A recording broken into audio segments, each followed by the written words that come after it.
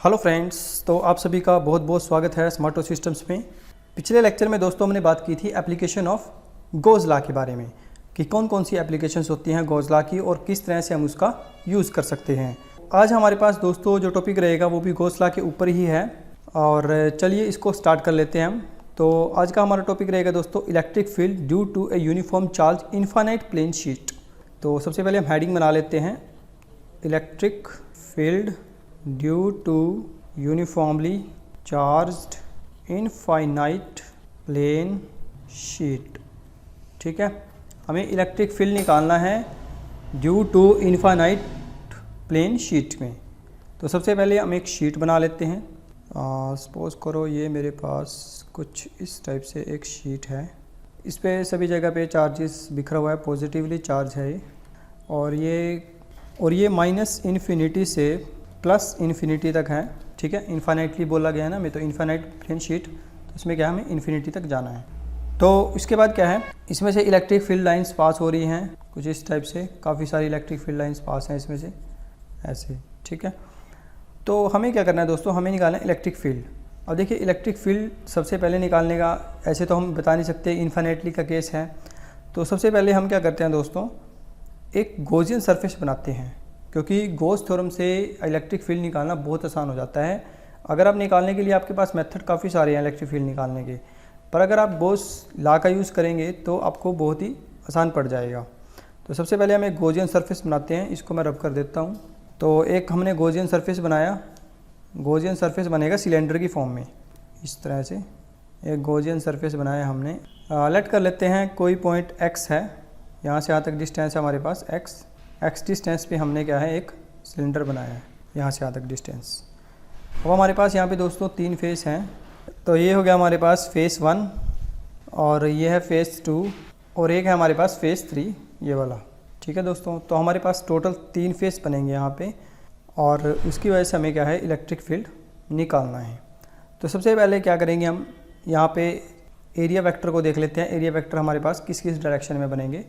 अगर हम बात करें इलेक्ट्रिक फील्ड की, तो इलेक्ट्रिक फील्ड लाइंस आपके पास ऐसे भी हैं, ऐसे भी पास हो रही हैं इधर इस तरह से। इलेक्ट्रिक फील्ड की डायरेक्शन जो है वो इसमें से यूनिफॉर्मली पास हो रही है, इनफाइनाइटली प्लेन शीट है ना हमारे पास।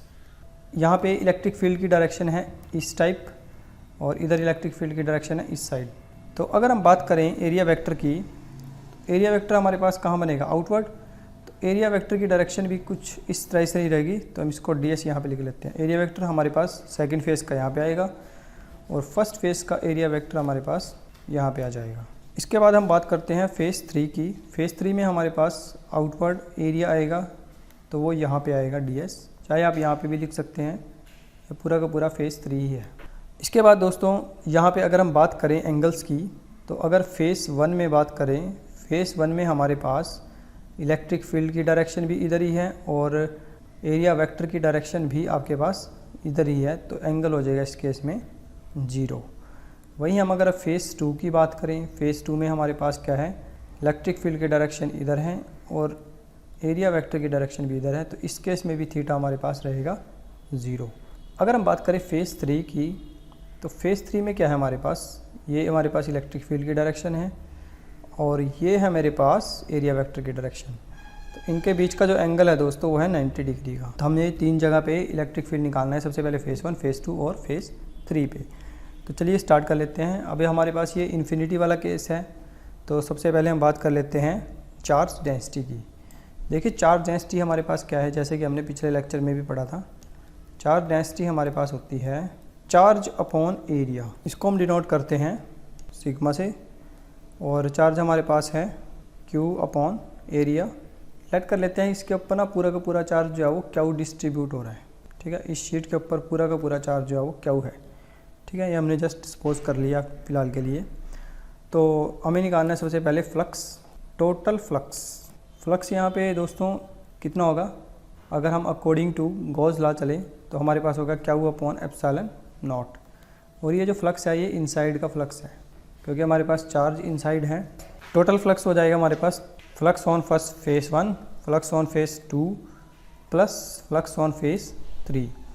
तो 3 फेस पे हमारे पास फ्लक्स लगेगा। सबसे पहले हम φ1 निकाल लेते हैं। φ1 हमारे पास क्या आएगा दोस्तों, E into D S, area into electric field into area और साथ में cos 0 प्लस ऐसे ही हम फेज़ 2 के लिए निकालेंगे EDS cos 0, क्योंकि यहाँ पे दोनों एंगल 0 हैं। और अगर हम बात करें फाई 3 की यानी कि थर्ड फेज़ पे, तो वहाँ पे एंगल है 90 डिग्री, तो आ जाएगा EDS cos 90।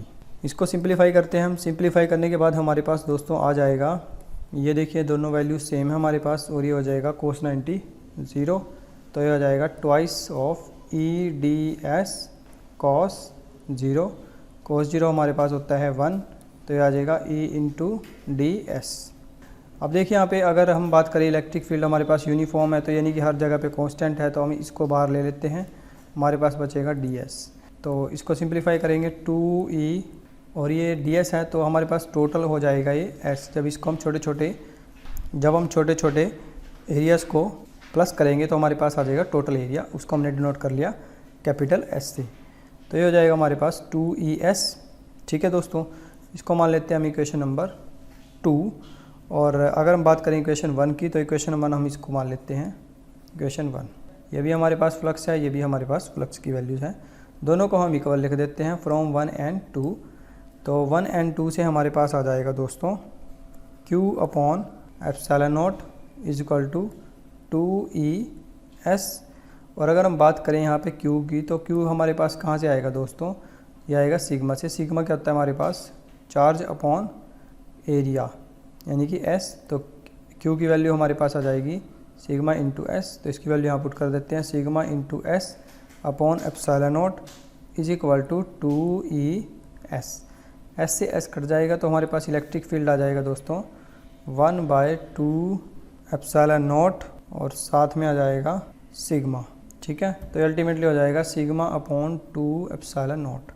तो ये हमारे पास आ जाएगा दोस्तों इलेक्ट्रिक फील्ड। कितना इलेक्ट्रिक फील्ड होता है जब भी हमारे पास कोई भी एक यूनिफॉर्मली इनफाइनाइट प्लेन शीट होती है। नेक्स्ट टॉपिक हमारे पास है electric field due to a charge sphere. Electric field due to a charge sphere. Charge sphere की वजह से हमारे पास इलेक्ट्रिक फील्ड क्या आएगा। तो सबसे पहले हम एक टर्म को डिस्कस कर लेते हैं। सबसे पहले हम जान लेते हैं कि स्फीयर किस टाइप का है। तो ये स्फीयर जो इसकी हम बात करेंगे, ये हमारे पास होगा नॉन कंडक्टिंग, होलो होगा सबसे पहले, तो hollow, non conducting, conducting and solid conducting. तो जो भी हम स्फीयर की बात करेंगे वो हम इन तीनों की करेंगे। होलो होगा, नॉन कंडक्टिंग, कंडक्टिंग और सॉलिड कंडक्टिंग। क्योंकि जब भी हम इन तीनों की बात करेंगे तीनों केस एक ही में आएंगे, क्योंकि जब भी हम किसी भी चार्ज को डिस्ट्रीब्यूट करते हैं तो वो इनके पूरे के पूरे सरफेस पे आ जाता है ऊपर। ठीक है, चार्ज यानी कि जब भी आप इसमें कोई भी चार्ज डालेंगे तो वो सरफेस पे चला जाता है, धीरे धीरे सरफेस पे फैल जाता है। तो हम इस केस को तीनों को इकट्ठे करेंगे। तो सबसे पहले हम बात कर लेते हैं दोस्तों, लेट कर लेते हैं, लेट सिग्मा भी चार्ज डेंसिटी। सिग्मा क्या है हमारे पास, चार्ज डेंसिटी, और सिग्मा की वैल्यू होती है हमारे पास चार्ज अपॉन एरिया। तो चलिए सबसे पहले हम स्टार्ट कर लेते हैं, एक चार्ज सरफेस ले लेते हैं स्फीयर, कुछ इस टाइप से ये हमने लिया। सपोज करो इसकी रेडियस है हमारे पास r और ये पॉजिटिवली चार्ज है, इसके ऊपर हमारे पास क्या है, चार्ज बिखरा हुआ है सरफेस के ऊपर, कुछ इस टाइप से। अब आपको क्या करना है दोस्तों, आपको निकालना है इलेक्ट्रिक फील्ड चार्ज स्फीयर की वजह से। अब बात यही है इलेक्ट्रिक फील्ड, आप तो इलेक्ट्रिक फील्ड निकालने के लिए सबसे पहले हम क्या करते हैं दोस्तों, एक गॉसियन सरफेस बनाते हैं। सर्कल जो भी आपके पास स्फीयर है, स्फीयर का गॉसियन सरफेस क्या होता है, स्फीयर ही होता है।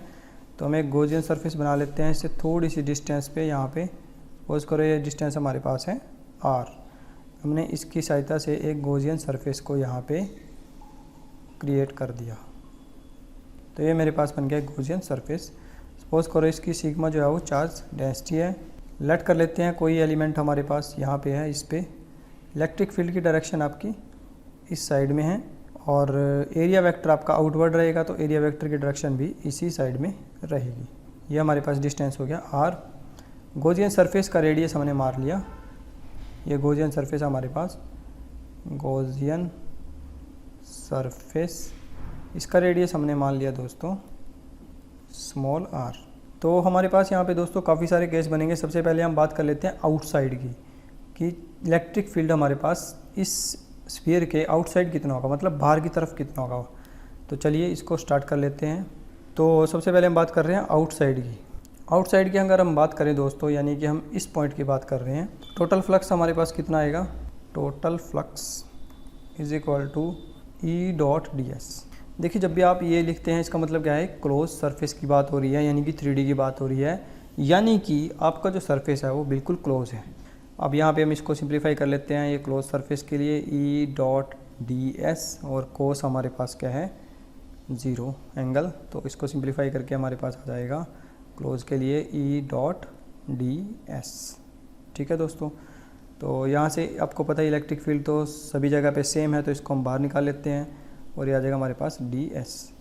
अब एरिया क्या होता है हमारे पास, स्फीयर का एरिया होता है हमारे पास 4 पाई आर स्क्वायर, तो ये आ जाएगा हमारे पास E dot 4 pi are square.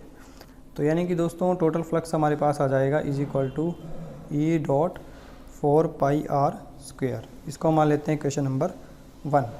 अगर हम बात करें गोज लॉ की, अकॉर्डिंग टू गोज लॉ के अकॉर्डिंग क्या होता है हमारे पास, गोज लॉ के अकॉर्डिंग अगर फ्लक्स की बात करें तो फ्लक्स है हमारे पास चार्ज अपॉन एप्सिलॉन नॉट। ठीक है, इसको मान लेते हैं क्वेश्चन नंबर 2। तो फ्रॉम 1 एंड 2 अगर हम इन दोनों इक्वेशन का यूज़ करें तो मेरे पास आ जाएगा charge upon epsilon naught is equal to E dot 4 pi are square. तो यहाँ से अगर इलेक्ट्रिक फील्ड की बात करें दोस्तों, तो इलेक्ट्रिक फील्ड हमारे पास आ जाएगा 1 upon 4 pi epsilon naught Q upon R square. Electric field हमारे पास यहाँ से ये आ जाएगा। इसको थोड़ा सा और सिंप्लीफाई कर लेते हैं।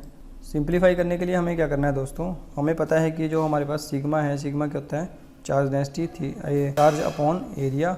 चार्ज हमारे पास है क्यू और एरिया हमारे पास है दोस्तों 4 पाई आर स्क्वायर। अब यहाँ पे जो एरिया आएगा दोस्तों वो कैपिटल आर आएगा, आर स्क्वायर आएगा, क्योंकि जो आप निकाल रहे हैं एरिया वो आप स्मॉल का निकाल रहे हैं, छोटे वाले स्फीयर का। ठीक है, गॉसियन सरफेस की यहाँ पे बात नहीं कर रहे हैं हम सिर्फ अभी छोटे स्फीयर की बात कर रहे हैं। तो यहाँ पे आ जाएगा हमारे पास charge upon 4 pi are square. वहीं अगर हम यहाँ से वैल्यू निकाल देते हैं दोस्तों चार्ज की, तो चार्ज की वैल्यू मेरे पास आ जाएगी charge is equal to 4 pi are square और साथ में आ जाएगा सिग्मा। तो चलिए इनको हम यहाँ पे पुट कर देते हैं इसी इक्वेशन में। ये जो इक्वेशन थी हमारे पास, इक्वेशन स्टार मान लेते हैं इसको, तो हम इसको इसी इक्वेशन में पुट कर देते हैं दोस्तों। तो हमारे पास आ जाएगा sigma dot 4 pi are square upon epsilon naught, और जब हम इसको इक्वल रख देते हैं E dot 4 pi are square के, तो यहाँ से दोस्तों 4 पाई से 4 पाई कट जाएगा और इसके अलावा तो हमारे पास और कुछ नहीं कट रहा। तो इलेक्ट्रिक फील्ड हमारे पास आ जाएगा दोस्तों सिग्मा अपॉन एप्सिलॉन नॉट और साथ में आ जाएगा R square upon small r square. तो ये हमारे पास हो जाएगा दोस्तों total electric field over the sphere, यानी कि आउटसाइड स्फीयर, आउटसाइड यानी कि बाहर की तरफ स्फीयर के कितना बनेगा। यहाँ से आप दोस्तों एक टर्म का ध्यान रखेंगे, इलेक्ट्रिक फील्ड अगर आप ध्यान से देखें तो इलेक्ट्रिक फील्ड आपके पास प्रोपोर्शनल है 1 बाई आर स्क्वायर के, यानी कि आप जितना ज़्यादा डिस्टेंस बढ़ाते जाएंगे इलेक्ट्रिक फील्ड आपका उतना ही कम होता जाएगा दोस्तों। ठीक है ना, आर यहाँ पे क्या है, आउटसाइड है ना, सर्कल के आउटसाइड है हमारे पास स्फीयर के। तो यहाँ से एक चीज़ आप ध्यान से देखेंगे, जब भी स्फीयर में लॉन्ग डिस्टेंस होगा तो वो क्या करेगा, हमारे पास जो इलेक्ट्रिक फील्ड है वो कम होता जाएगा, और जितना ज़्यादा दूर आप ले जाएंगे फिर वो आपको एक पॉइंट चार्ज की तरह बिहेव करेगा, जैसा कि आप यहाँ पे देख सकते हैं। मैंने दोनों इक्वेशनें सॉल्व की थी स्टार्टिंग में, तो वहाँ पे क्या है, ये एक पॉइंट चार्ज की निशानी है कि पॉइंट चार्ज की तरह बिहेव करता है। ये जो इक्वेशन थी हमारे पास, इसको आप सिंप्लीफाई करके ऐसे भी लिख सकते हैं दोस्तों, E इज इक्वल टू के क्यू अपॉन आर स्क्वायर। के हमारे पास क्या होता है 1 बाई 4 पाई एप्सिलॉन नॉट।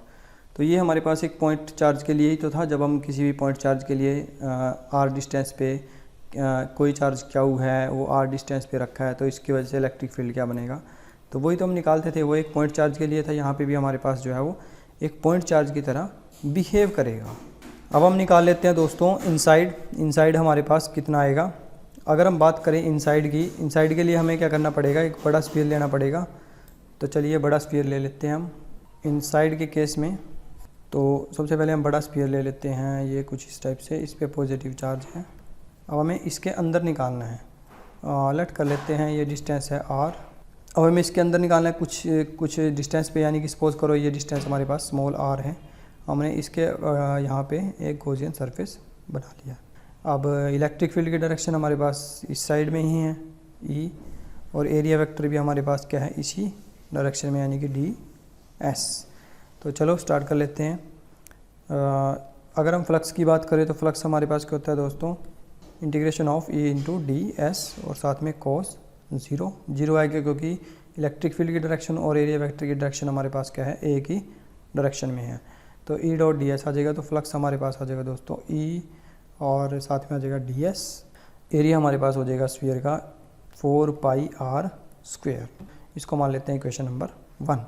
अगर हम गॉस थ्योरम का यूज़ करें, गॉस थ्योरम के अकॉर्डिंग हमारे पास फ्लक्स कितना होता है Q अपॉन एप्सिलॉन नॉट। अब देखिए अंदर यहाँ पे कोई चार्ज नहीं है दोस्तों, जो हमने यहाँ पे ये वाला जो एरिया लिया है, तो यहाँ पे दोस्तों एक चीज़ का आप ध्यान रखेंगे, यहाँ पे देखिए अंदरली साइड में कोई भी चार्ज नहीं है, ठीक है।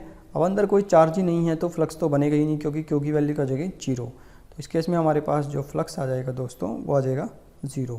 तो अगर हम इस वैल्यू को इक्वेशन नंबर 1 में पुट करते हैं तो मेरे पास टोटल वैल्यू आ जाएगी phi is equal to, phi की वैल्यू 0 पुट करते हैं तो मेरे पास इलेक्ट्रिक फील्ड की जो वैल्यू आएगी वो आ जाएगी 0। 0 क्यों आएगी दोस्तों, क्योंकि हमारे पास क्यू की वैल्यू क्या है 0 है, ठीक है। और क्यू की वैल्यू की 0 होने से हमारे पास जो इलेक्ट्रिक फ्लक्स है अकॉर्डिंग टू गॉस लॉ वो है 0। तो इस केस में हमारे पास इलेक्ट्रिक फ्लक्स रहेगा 0 और इलेक्ट्रिक फील्ड भी 0 रहेगा दोस्तों। तो अगर हम बात करें दोनों का टोटल करने की, तो अगर दोनों का टोटल करके हम इलेक्ट्रिक फील्ड निकालते हैं तो हमारे पास सिर्फ एक ही वैल्यू रहती है, वो भी आउटसाइड की 4 पाई एप्सिलॉन नॉट और Q अपॉन आर स्क्वेयर। ये चीज़ मैंने आपको पहले भी बताई थी कि अगर इनसाइड किसी भी स्फीयर के या किसी भी कंडक्टर के आप इलेक्ट्रिक फील्ड निकाल लेंगे तो आपकी जो वैल्यूज़ हैं वो हमेशा 0 आएंगी, ठीक है। Inside a conductor there is no electric field and no electric flux. पर ये केस आपका 3 केसेस के लिए है, जब आपका होलो हो, कंडक्टिंग हो, नॉन कंडक्टिंग हो या फिर आपका स्फीयर कंडक्टिंग हो। तो आज की इस वीडियो में इतना ही दोस्तों, मिलते हैं नेक्स्ट वीडियो में। तब तक के लिए thank you, bye bye, take care.